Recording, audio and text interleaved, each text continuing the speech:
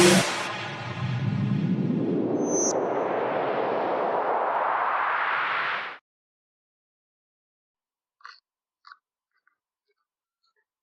Students. तो आज की क्लास में हम लोग बहुत ही इंटरेस्टिंग और एक इंपॉर्टेंट चैप्टर के बारे में पढ़ेंगे जिसका नाम है अर्थमेटिक प्रोग्रेशन। तो सबसे पहले हम लोग ये समझेंगे कि अर्थमेटिक प्रोग्रेशन क्या होता है। What is arithmetic progression? आप ध्यान देना, इस दुनिया के अंदर, इस दुनिया में आप कोई भी बहुत सारे ऐसे नेचुरल चीजें हैं जिसको आप देखोगे तो एक पार्टिकुलर पैटर्न पे है। जैसे मैं आपको बात करूं कि आप एक गुलाब का फूल देखो, तो गुलाब के फूल के जो एक पत्ते हैं वो एक पार्टिकुलर पैटर्न पे है। इसके अलावा मैं बात करूं आपको कि एक क्रिकेट मैच होता है, तो क्रिकेट मैच में जो बॉल होते हैं, देखो पहले ओवर में कितने बॉल होते हैं? 6। उसके बाद जो नेक्स्ट ओवर में बॉल होगा वो 6 ही होगा, लेकिन 2 ओवर में टोटल बॉल कितने हो जाएंगे? 12। 3 ओवर में टोटल बॉल कितने हो जाएंगे? 18। 4 ओवर में टोटल बॉल कितने हो जाएंगे? 24। यानी कि एवरी ओवर में 6 बॉल। तो ये भी एक पैटर्न पे है, एक पार्टिकुलर पैटर्न है यहां पे। और मैं आपको बताऊं कि 7 डे, जैसे कि वीक है, वीक में 7 दिन होते हैं। अब यहां पे मैं आपसे बोलूं कि मंडे, तो मंडे जो आएगा, नेक्स्ट जो मंडे आएगा वो एवरी 7 डे के बाद आएगा। जैसे कि आज मंडे है तो नेक्स्ट जो मंडे आएगा वो नेक्स्ट 7 डे के बाद आएगा। उसके बाद नेक्स्ट जो मंडे आएगा उस 7 डे के बाद आएगा, यानी कि उसको 14 डे लगेगा अब नेक्स्ट से नेक्स्ट मंडे आने में। उसके बाद वाला जो मंडे आएगा वो 21 डे के बाद आएगा। उसके बाद जो मंडे आएगा वो 28 डे के बाद आएगा। यानी कि आप यहां पे भी देख रहे हो तो ये भी एक पार्टिकुलर पैटर्न पे है। मंडे ही नहीं, कोई भी डे, संडे, मंडे, ट्यूसडे। वैसे ही अगर मैं बात करूं कि जो अपना मून है, मून ये सर्कुलर शेप में एवरी 30 डे के बाद आता है, एवरी 30 डे। नेक्स्ट जो कंप्लीट अपने को मून दिखेगा वो 60 डे के बाद, उसके बाद 90 डे, उसके बाद 120। तो यहां पे आप देखोगे कि ये पार्टिकुलर पैटर्न को फॉलो करता है। अपना जो अर्थ है, अर्थ सन के अराउंड घूमता है, तो सन के अराउंड एवरी 1 ईयर के बाद एक कंप्लीट रिवॉल्यूशन करता है यहां पे। तो यहां पे क्या आया आपको समझ में कि इस दुनिया के अंदर बहुत सारी चीजें आप देखोगे, चाहे नेचुरल हो, ठीक है, तो ये एक पार्टिकुलर पैटर्न पे है, एक सिस्टमेटिक पैटर्न पे है, और वो पैटर्न एक पार्टिकुलर इंटरवल के बाद वापस रीस्टार्ट होता है, सेम वैसे ही होता है। तो यहां पे क्या है, अर्थमेटिक प्रोग्रेशन पढ़ रहे हैं, तो अर्थमेटिक प्रोग्रेशन में एक जो नंबर होगा वो नंबर एक पार्टिकुलर पैटर्न पे होगा, एक सिस्टमेटिक पैटर्न पे होगा। 2 नंबर, जो नंबर लिखा होगा उन नंबरों के बिटवीन में जो गैपिंग होगा, जो डिफरेंस होगा वो सेम होता है। इसको ही हम एपी बोलते हैं। तो आपको आया यहां पे समझ में, ठीक है, कि कोई भी चीजें या बहुत सारी ऐसी चीजें एक पार्टिकुलर पैटर्न पे होती है, उसको ही अपन यहां पे हम क्या बोलते हैं, इसको ही हम एपी बोलते हैं। अब यहां पे देखना, अब मेरे हेयर स्टाइल को आप देखो, ये पार्टिकुलर पैटर्न पे है, मैं इस तरह से अपने बाल को किया हूं, ये पार्टिकुलर पैटर्न पे है, एक सिस्टमेटिक पैटर्न पे है। समझ में आ रहा है आप सभी को? तो अब यहां पे अपन जो अर्थमेटिक प्रोग्रेशन पढ़ेंगे, इस चैप्टर में अपन नंबर के बारे में पढ़ेंगे कि एक नंबर का पैटर्न किस तरीके का होता है और किस तरीके का होगा, तो उसको एपी बोलेंगे, ठीक है। तो इसके बाद हम सबसे पहले ध्यान देना, सबसे पहले जो अपन पॉइंट पढ़ेंगे वो पढ़ेंगे टर्म। टर्म क्या होता है, एकदम बेसिक से आपको एक्सप्लेन करूंगा, आपके दिमाग में घुसा दूंगा अरिथमेटिक प्रोग्रेशन को, इतने इजी भाषा में आपको एक्सप्लेन करूंगा कि आपको आसानी से समझ में आ जाए। बच्चों मैथ जो होता है ना, बहुत ही इजी सब्जेक्ट होता है, इसको समझना होता है, बार बार प्रैक्टिस करो, बार बार प्रैक्टिस करो, हर एक बेसिक चीज को समझो, बार बार पढ़ो, आपको डाउट होता है आप टीचर से पूछो। देखो यहां पे क्या है, term, the various number occurring in a patterns of number are called its term. बहुत सारे नंबर एक पैटर्न पे दिया हुआ है, जैसे देखो यहां पे एग्जांपल में 2, 4, 6, 8, 10, 3, 6, 9, 12, 15। अब यहां पे देखोगे कि ये जो नंबर है एक पैटर्न पे है, तो इसके जो ईच नंबर है, जैसे ये नंबर है, तो ये यहां पे अपना कहलाएगा टर्म। 4 भी अपना क्या कहलाएगा, टर्म। यानी कि एक नंबर का जो अरेंजमेंट होता है, उसमें जो एवरी नंबर होता है, उस एवरी नंबर को अपन यहां पे टर्म बोलेंगे।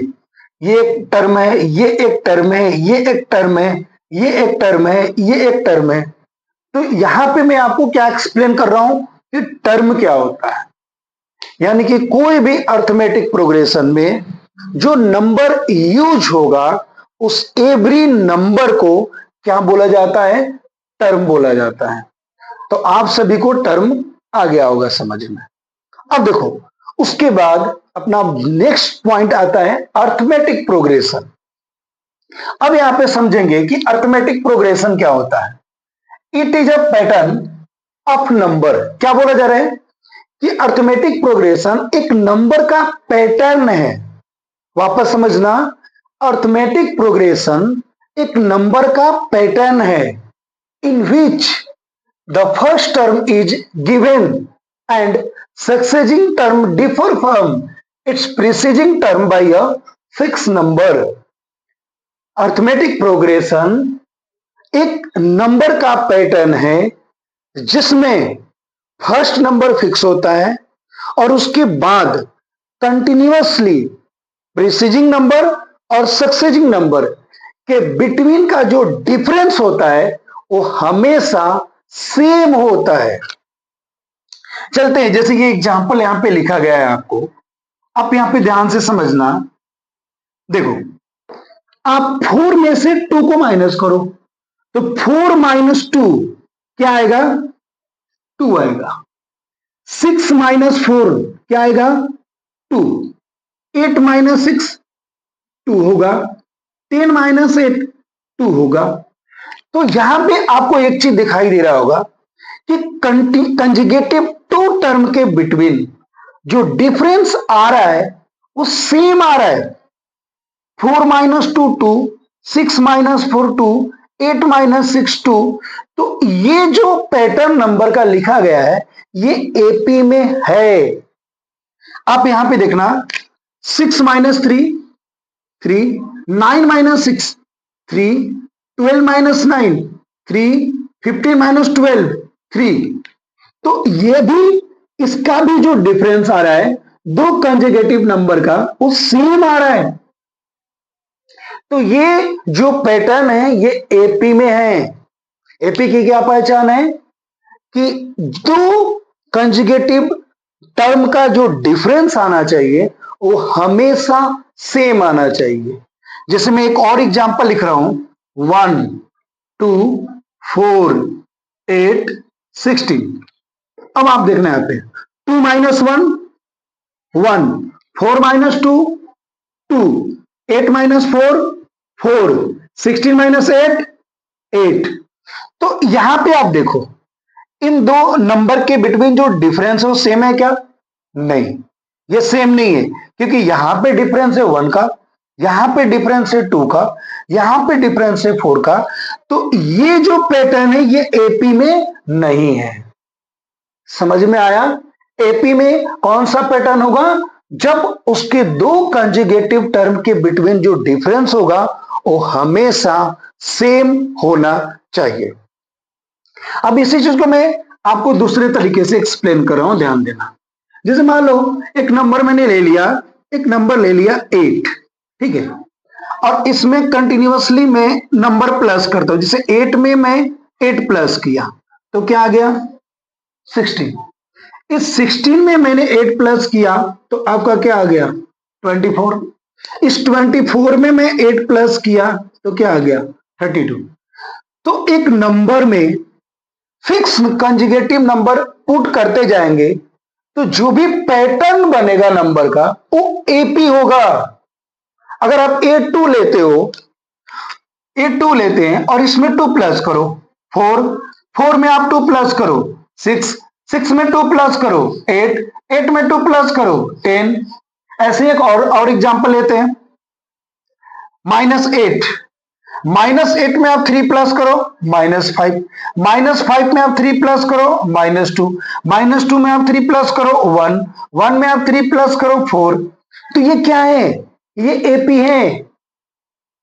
अब आगे आप सभी को समझ में एपी क्या होता है। एपी एक नंबर का पैटर्न होता है जिसमें दो जो नंबर होगा, एक प्रीसीजिंग नंबर और एक सक्सेसिव नंबर, उसके बिटवीन जो डिफरेंस आएगा हमेशा सेम आएगा, तो एपी में होता है। अदरवाइज जो पैटर्न गिवन होगा वो एपी में नहीं होगा। तो आई होप कि आप सभी को एपी का डेफिनेशन अच्छे से समझ में आ गया है। अपन अब आगे बढ़ते हैं।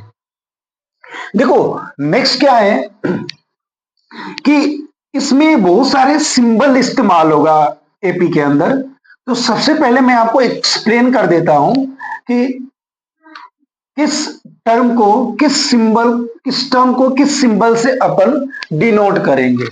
जैसे देखना है आप यहां पे, इसमें फर्स्ट टर्म, तो फर्स्ट टर्म को अपन डिनोट करेंगे A1 से और T1 से।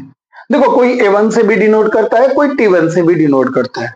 यहाँ डिनोट पे कोई कंपटीशन नहीं है कि A1 ही करना है या T1 भी करना है, ये आपकी मर्जी के ऊपर है। क्या होता है कि एक सिंबल होता है, तो सिंबल में कोई कंडीशन नहीं होता है कि आप ए ही लोगे या टी लोगे। तो क्या होता है कि कोई कोई A1 लेता है, कोई कोई T1 लेता है, आप कोई भी वैल्यू ले सकते हो। तो अपन यहाँ पे फर्स्ट टर्म को A1 और T1 से डिनोट करते हैं। आप एक बात ध्यान देना कि यहाँ पे जो A1 लिखा है, 1 लिखा है, तो कभी भी यहाँ पे जो छोटा नंबर लिखा होगा ये टर्म को डिनोट करता है। जैसे मान लो कहीं लिखा है A2, मैं यहां पे लिख भी देता हूं सेकेंड टर्म, तो सेकेंड टर्म में आपको क्या लिख दिया A2, तो यहां पे 2 है, 2 किसको डिनोट कर रहा है सेकेंड टर्म को।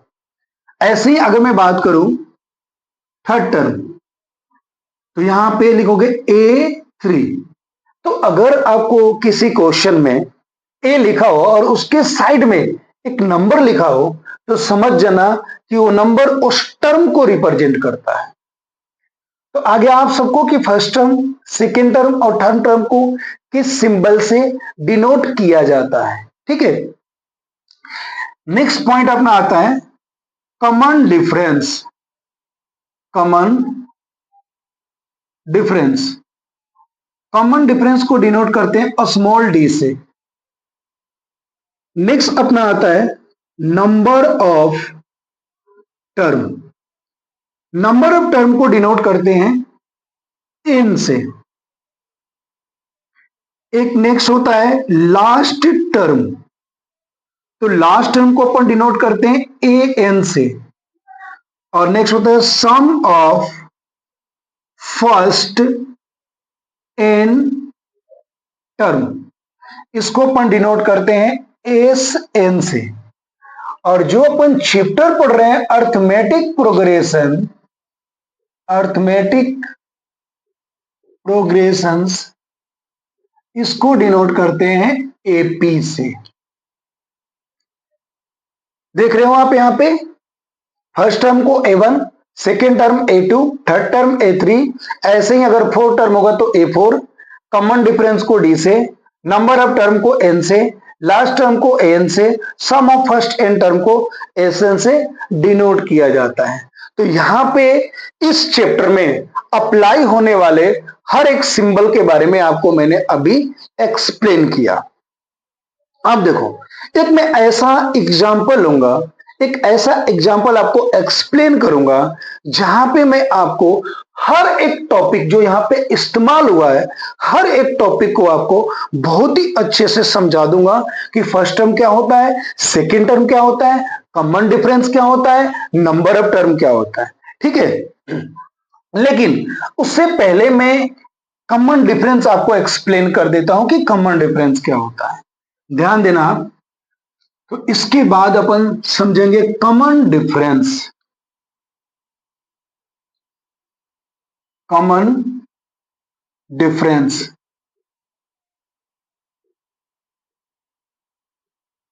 देखो ये वर्ड ही अपने आप को बयां कर रहा है, अपने आप को बता रहा है। कॉमन मतलब सेम, डिफरेंस मतलब डिफरेंस, यानी कि दो कंजुगेटिव नंबर के बिटवीन डिफरेंस सेम है तो उसको अपन क्या बोलते हैं, कॉमन डिफरेंस बोलते हैं। अगर अर्थमेटिक प्रोग्रेशन के अंदर अपने को कॉमन डिफरेंस फाइंड करना हो तो कॉमन डिफरेंस इक्वल टू होता है second term minus first term, या आप third term minus second term. Next ऐसे ही लिख सकते हो, fourth term minus third term, fifth term minus fourth term, sixth term minus fifth term. इसी को मैं शॉर्ट फॉर्मेट में लिखूं तो डी इक्वल टू हो जाएगा A2 minus A1 equal A3 minus A2 equal A4 minus A3, ऐसे ही चलता जाएगा। तो ये होता है अपना कॉमन डिफरेंस। तो आपको समझ में आ गया कॉमन डिफरेंस क्या होता है। अर्थमेटिक प्रोग्रेशन के अंदर जो पैटर्न है उस पैटर्न के में जो कंटिन्यूसली नंबर के बिटवीन जो डिफरेंस आता है वो सेम आता है, और उस डिफरेंस नंबर को कॉमन होता है और उसको ही अपन बोलते हैं कॉमन डिफरेंस। अब मैं आपको एक एग्जांपल ले रहा हूं और उस एग्जांपल में आपको हर एक टर्म को एक्सप्लेन करता हूं कि ये होता क्या है। ध्यान से समझना आप। 5, 10, 15, 5, 10, 15, 20, 25, 30 आर इन एपी।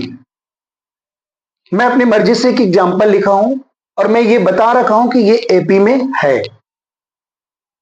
अब यहां पे पहला क्वेश्चन अपना आता है, ध्यान से आप समझना कि फर्स्ट टर्म क्या है, इस एपी का फर्स्ट टर्म क्या है। देखो सिंपल सा बात, जो पहले लिखा है, हर एक टॉपिक में दिमाग नहीं लगाना होता है। फर्स्ट टर्म जो पहले लिखा गया है, जो अपना नंबर का पैटर्न गिवन है, जो एपी गिवन है, उस एपी में जो सबसे पहले नंबर लिखा गया है वो फर्स्ट टर्म होता है। अब इसमें कोई ज्यादा दिमाग आपको लगाने की जरूरत नहीं है। आप यहां पे देखोगे 5, तो 5 अपना क्या हो गया, फर्स्ट टर्म। वही अगर मैं बात करूं A2, तो A2 अपना क्या हो गया 10, तो A2 यहां पे क्या है सेकेंड टर्म। थर्ड टर्म अपना क्या हो जाएगा 15, फोर्थ टर्म क्या हो गया 20, फिफ्थ टर्म क्या हो जाएगा 25, सिक्स टर्म क्या हो जाएगा 30। तो अब आपको आ गया समझ में कि टर्म क्या होता है। तो फर्स्ट टर्म आपको बता दिया। इसके बाद नेक्स्ट अपना आता है डी। तो डी इक्वल टू होता है second term minus first term.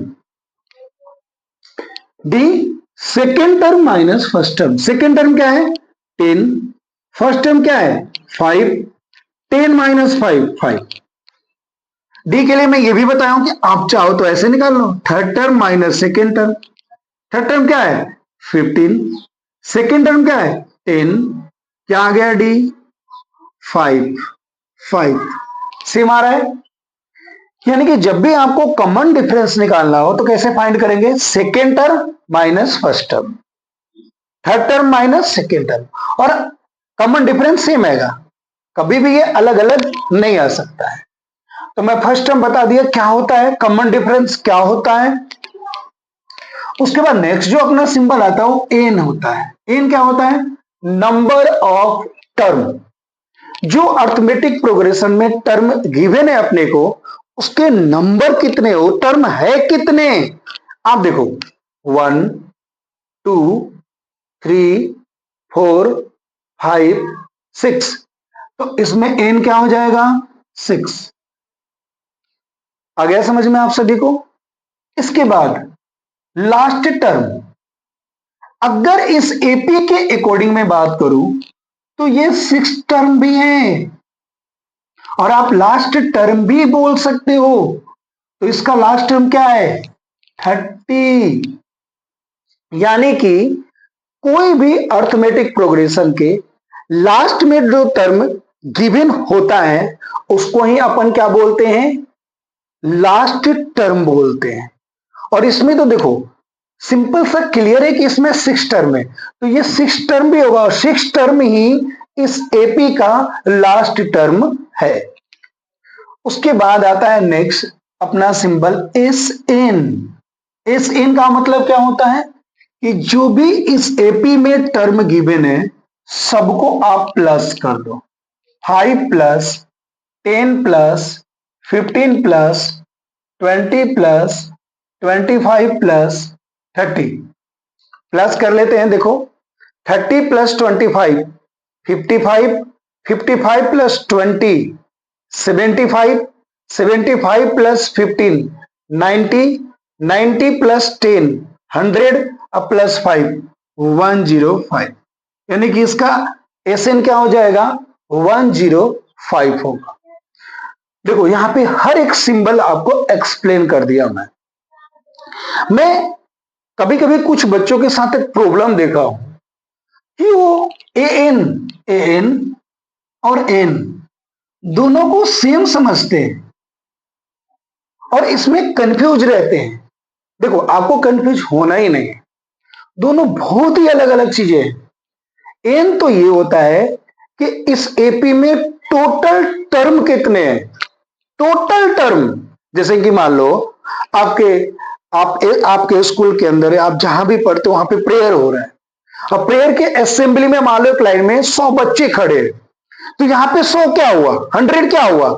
यहां पे 100 हुआ एन, 100 हुआ एन। और मान लो कि सबसे लास्ट में एक राहुल नाम का बच्चा खड़ा है, तो यहां पे राहुल हुआ ए एन। राहुल क्या हुआ? A N. जैसे मान लो मैं एक एग्जांपल ले रहा हूं, ये राम, ये सीता, ये है राधा, ये है गीता। तो अब ये मान लो एक एपी है, तो इसमें टर्म कितने हो गए? इसमें टर्म हो गए बच्चों 4। लेकिन लास्ट टर्म गीता हुई, ये लास्ट टर्म गीता हुई केवल, क्योंकि उसमें लास्ट लाइन में गीता खड़ी है, तो ये लास्ट टर्म हुआ। और एन ये हुआ कि उस असेंबली में या उस लाइन में कितने लोग खड़े हैं। इसमें 4 खड़े हैं तो ये एन है, और लास्ट में जो है वो एन है। तो आप सभी को आ गया समझ में कि एन और एन में बहुत बड़ा डिफरेंस है, दोनों में कंफ्यूज होने की जरूरत है ही नहीं आप सभी को।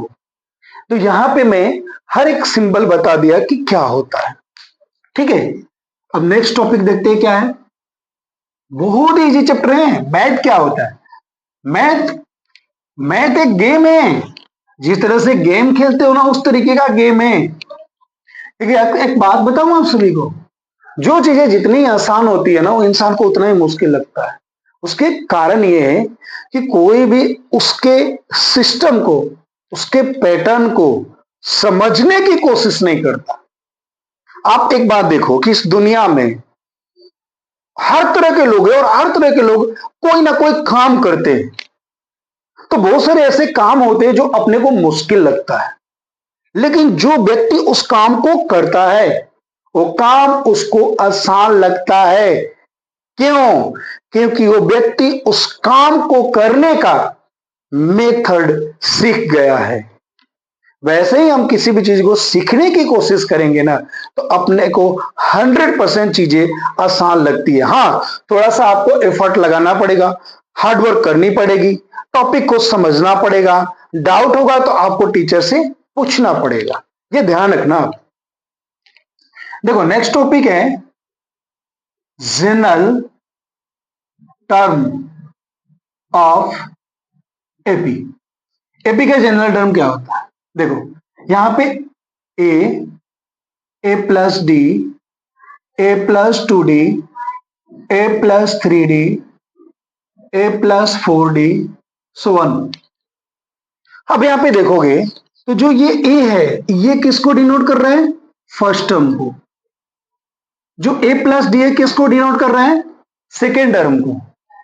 जो ए प्लस 2D है किसको डिनोट कर रहा है? थर्ड टर्म को। जो ए प्लस 3D है किसको डिनोट कर रहा है? फोर्थ टर्म को। ये किसको डिनोट कर रहा है? फिफ्थ टर्म को। ऐसे ही चलता रहेगा ये।